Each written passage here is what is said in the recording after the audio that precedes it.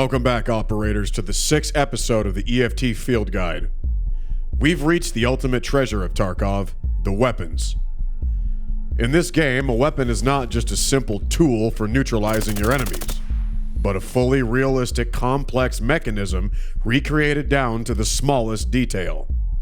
If you aren't familiar with guns, it might be challenging to grasp it right away. Well, that's why we're here. Today, we're going to tell you about the weapon characteristics, modifications, potential malfunctions, and maintenance. Let's do this.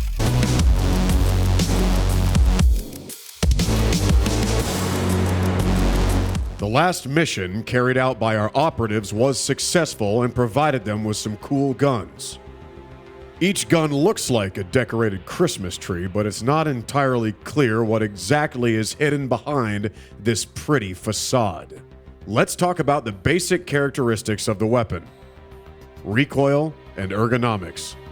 The recoil of your firearm is divided into vertical and horizontal, and it affects how much the weapon kicks when you're firing it. Large weapons are going to kick much harder, but their cartridge is also going to pack a bigger punch. The ergonomics affects your ADS speed or aiming speed and the amount of stamina your hands are going to spend while you're aiming. Weapons with low ergo may feel uncomfortable and sluggish. The difference might not be noticeable at smaller values, but when you hold both an old shotgun and a light ergonomic pistol in your hands, the contrast is going to be a little more clear. These two indicators are significantly influenced by weapon mods. A set of attachments can drastically change not only the appearance of your weapon, but also its characteristics. All attachments are installed on the weapon foundation, which has its own base values of weight, ergonomics, and recoil.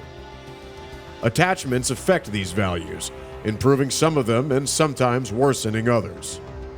All effects of installing a weapon mod are indicated in the item inspector.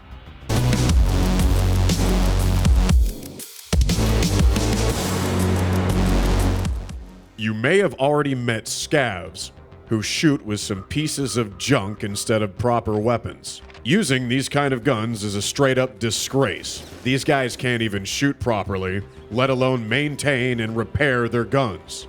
But for our private military contractors, it is crucial to know just the basics. We're not going to follow the footsteps of those scavs, so let's learn how to build and service weapons which we won't be ashamed of to show our friends. Maintaining a gun without the right tools is not very efficient. So the first step is to build a workbench. This is going to unlock access to the modification window and weapon builds, where you can comfortably customize your favorite gun without very much hassle.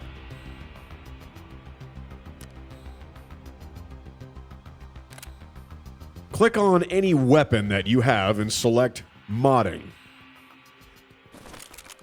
In the newly opened window, we see slots for installing appropriate attachments. Their number can vary dramatically depending on the previous installed part. For example, the basic AK handguard is not adapted for installing anything better than a patch of duct tape. But with the Zenitco handguard, you can install flashlights, grips, and other devices on the weapon. The tacticalness of your boomstick is going to skyrocket immediately.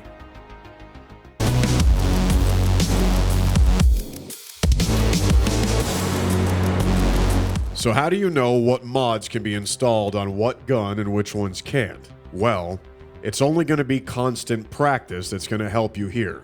But we do have a couple of useful tips to help beginners. To find compatible parts, open the context menu of the attachment and select Linked Search. For optic sights, it will be ring mounts. For handguards, suitable weapons. For butt stocks, necessary adapters or weapons on which this stock will fit without modifications. Now, the link search is going to bring up all the different possibilities of attachments involving that one item that you just searched. So if you want a comprehensive exploration of the attachments you can use on this specific weapon, use the weapon builds option. Choose any weapon and customize it as you see fit, and don't be afraid to experiment. The Builds menu has access to all possible attachments that can be installed on the selected weapon. Afterwards, you can save the build and even buy the missing mods in just a few clicks on the flea market or from the traders.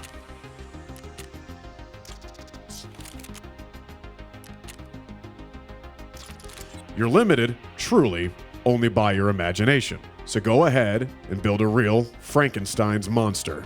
Attachments make weapons not only more effective, but also more expensive. Extreme high-tech tuning is not always going to be worth it, as I'm sure you already know. As we've stated before, the enemy is killed by a bullet. Therefore, when customizing weapons and selecting ammunition, always make sure to strike a nice balance.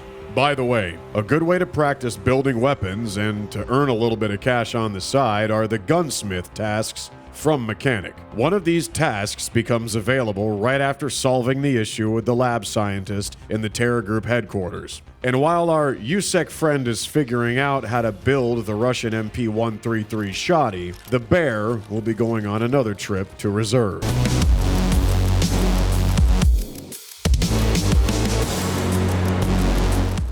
On reserve, our bear encountered raiders, former mercenaries who are now engaged in banditry and robbery. During the fight, he acquired a seemingly valuable trophy. It looks cool, but it's failing constantly. The bolt jams and the cartridge isn't feeding worth a damn. The gun looks fine if you just look at it at a glance, but even the traders won't buy this dressed up junk, so what exactly is wrong with the gun? Even a top-tier weapon can fail in the heat of battle. If you ignore timely repairs, you run the risk of encountering malfunctions, and this definitely isn't gonna be fun for you. Similar to your armor, weapons have a durability value that decreases when shooting. Weapons wear out faster when using armor-piercing rounds or when they're equipped with a suppressor. Scavs, raiders, and sometimes even bosses can have weapons with durability below 100%. So using them until they are fully repaired in the hideout is risky business. Repair and maintenance is performed by our well-known traders, Prapor, Skier, and Mechanic. And for those who wish to do it themselves, there are repair kits. If you catch a malfunction, the first thing to do is to keep a cool head. Even a harmless problem can be fatal if you try to rush it and screw it up. First, you need to figure out what exactly happened to your gun. To do this, you need to inspect the weapon by pressing the default L key. Then, after inspecting your gun, you will see exactly what kind of malfunction is preventing you from firing the weapon. Fortunately, you're not going to need piano skills here, and to fix any malfunction, you will simply need one key combination, by default, that is Shift plus T. Your contractor will fix the issue and get the weapon in working order. Today, we have briefly broken down the main weapon characteristics, attachments, and malfunctions. This has been 41. We'll see you next time, operators.